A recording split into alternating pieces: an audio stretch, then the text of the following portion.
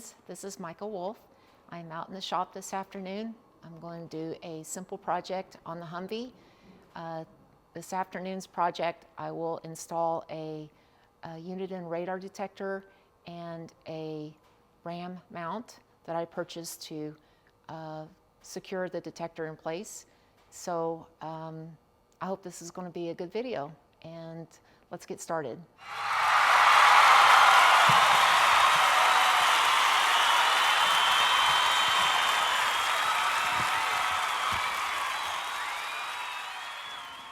Okay, so the backstory on this, I actually purchased this months ago and never had time to install it. This is a Uniden R3 extreme long range radar detector. I had a lot of points built up on my Best Buy card and I couldn't decide what I wanted to purchase, so I decided to purchase a radar detector. Although technically speaking, I read this book a long time ago it was written by a highway patrolman, and I can't remember the name of the book, but basically he said if you own a radar detector, that makes you a professional speeder. Now, I wouldn't really go as far as saying I am a professional speeder, because most of the time I do observe the speed limit. It's just safer to drive that way. But occasionally it's nice to know if there are officers lurking somewhere that are waiting to fulfill a ticket quota. So anyway, this is, like I said, the Uniden extreme range detector. It came with a box to transfer it from vehicle to vehicle. So it's a nice container, although I won't be using it. Mine will be permanently mounted. So in the kit, have a mount like to secure it to like a windshield and some suctions. And the way this comes is you have a bracket that slides in the end of that. Okay, so my windshield on the Humvee is nearly vertical, and this piece it wouldn't orient the correct way, and I just didn't really like the suction cup thing. So this leads me to my next purchase was this RAM mount. Now I have a RAM mount already in the Humvee, and I use it for my cell phone, and I'm a big fan of it. It holds the phone securely. It doesn't move anywhere. I can reach up and, tap on the phone or do whatever I need. It doesn't slide out of place. It's a good product. So this is their X grip mount, and like the one for my phone is a lot larger, and they made this smaller one, which actually works really good for the detector. Now, oh, and I also, in the box, it came with your power cord to, get power through a power point. Now, I won't be using this product either. Instead, I purchased this Uniden hardwire kit. And it comes with a remote mute feature, and the wire that goes to the detector the lead is 10 feet long, and then of course you have your power lead, which will go to the fuse panel, and it has an inline fuse. I'll probably just wire this directly to the fuse panel. I don't need to use that inline fuse. So the tools I'm using today, I have my favorite bit set. I have a drill, I have a punch, and I'm going to secure my mount with two 1032 machine screws. So I have a tap here and the appropriate size drill bit, a few electrical tools, my strippers. I have a small square. I'll also put some double back tape on the back side of the mount, and I have my soldering station. Is when I decide, well, I'll solder the ring terminals on that will go into my fuse panel.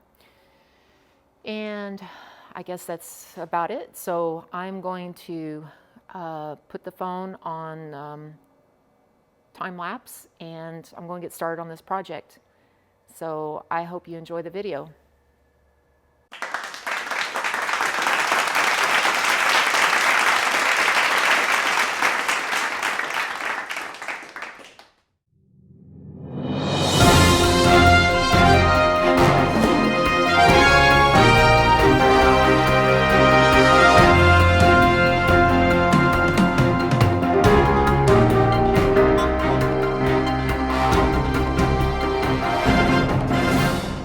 It's actually the following afternoon. I didn't finish my project yesterday, but I'm back out in the shop, and I'm going to pick up where I left off. Yesterday, I did get the radar detector mounted, and I ran some wiring, but I did not hook it up. And I will zoom into a few things and show you what my next step is. Okay, so this is where I mounted the radar detector. There's that piece of 1.5 inch square tubing that's part of the framework for the roof. I drilled it and tapped it and used two 1032 machine screws. The mount, I can move it around, but it'll more than likely always stay like up in this position. But I do like that if I want to go through the menu and change anything or whatever, I can pull this down real easily and make my changes and then just move it back up here. And this is out of my line of sight. With me sitting in the Humvee, like right here is where I'm always looking. So this is actually tucked up out of the way. Okay, so my next step, this box houses the remote for the KRC-12 kicker head unit. I have plenty of room over here, as you can see, to add whatever I need to add later on. But for today, I'm going to go ahead and burn out another plate on the burn table. And it's going to have a nice, neat little rectangle cut out down here for this radar detector remote. This is sort of redundant because I can just as easily come up here and hit the mute, but the remote is there, so I'll go ahead and use it because there's really no way to tease this out of the wiring. I don't want to cut anything up there, so we'll use it. So that's my next step. I will see you on the next go around.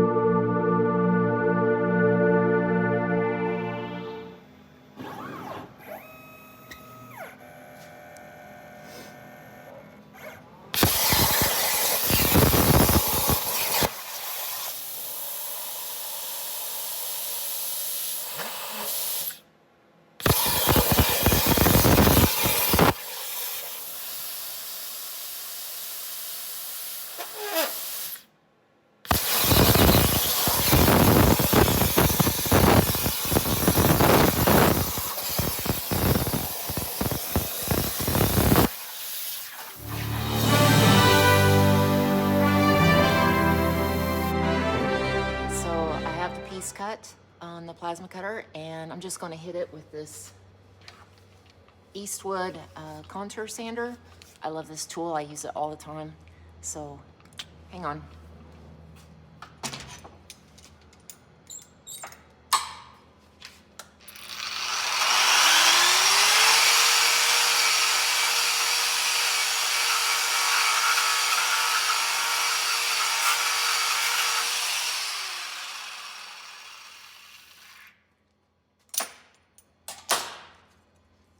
Okay, so By the time I put this aluminum on the burn table, put it on, take it off, it gets scratches. Using that contour sander, I can give it a nice burnished appearance. You can see there. So we're ready for the next step. Okay, I am down to like my last step. I have my wire cut the length, 2 wires. One is going to be for the illumination for the kicker audio remote that goes to the kicker head unit. And the other wire is the power wire for the radar detector. I am using 18 gauge GXL wire, good quality wire. I generally enclose my wire in a braided, whatever, I can't talk. So, one end I will solder a connector, male connectors on, and the other end will have a ring terminal on one wire, and the other wire will just be stripped, and then the end of it will be soldered because it actually just goes into a connector that has a small set screw. So that is what's going on, and I think I'm going to cut this about right here.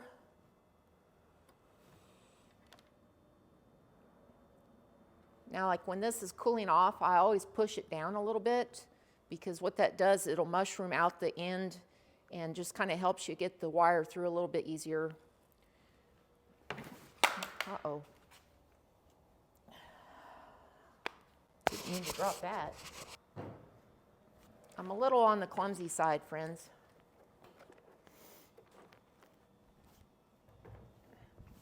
Okay, I don't need that, so I'm going to turn that back off. And thread my wire through this. It's kind of like a Chinese finger puzzle.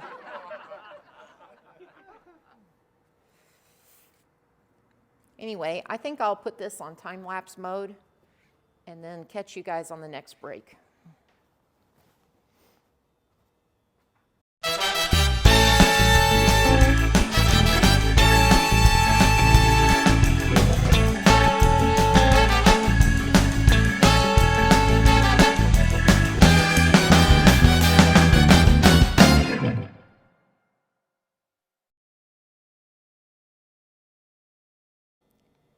Okay, so I finished my soldering on the end that goes to the panel where the kicker remote is for the head unit.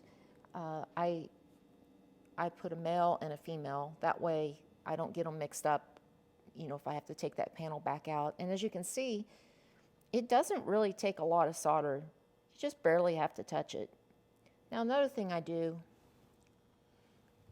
these connectors, if you're familiar with them, you know, they have longer tangs on the end, and those are supposed to crimp down over the insulation. And I'm not really fond of that. I like to know that my connector's not going to pull apart.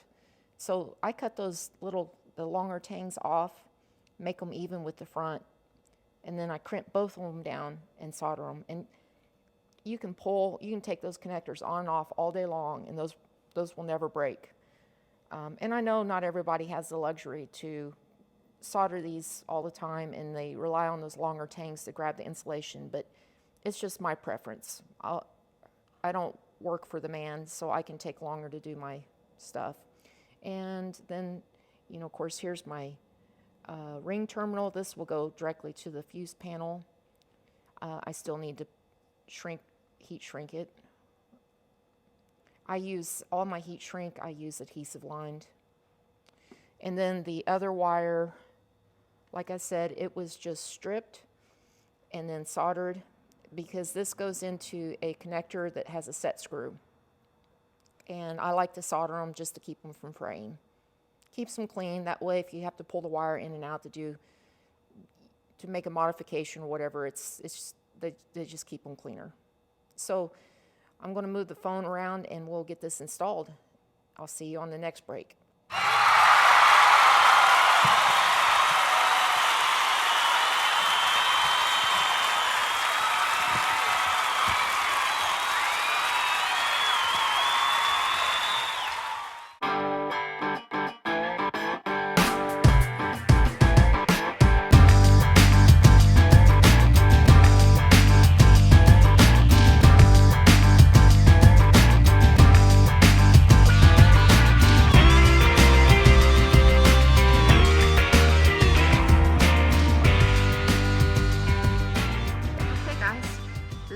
last segment of my Uniden radar detector installation video. Everything went well, everything is functional. I have the ram mount locked down in place. I like that.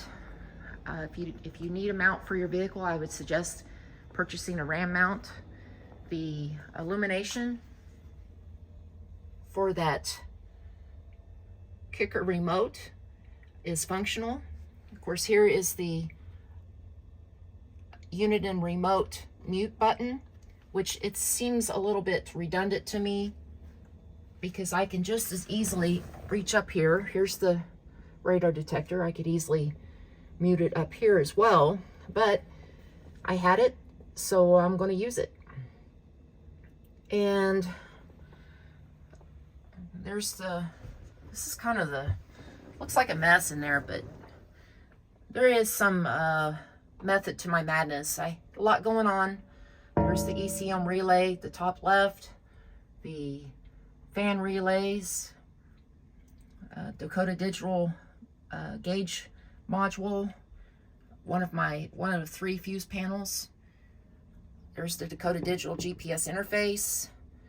Of course, there's the ECM for the Edelbrock ProFlow EFI. And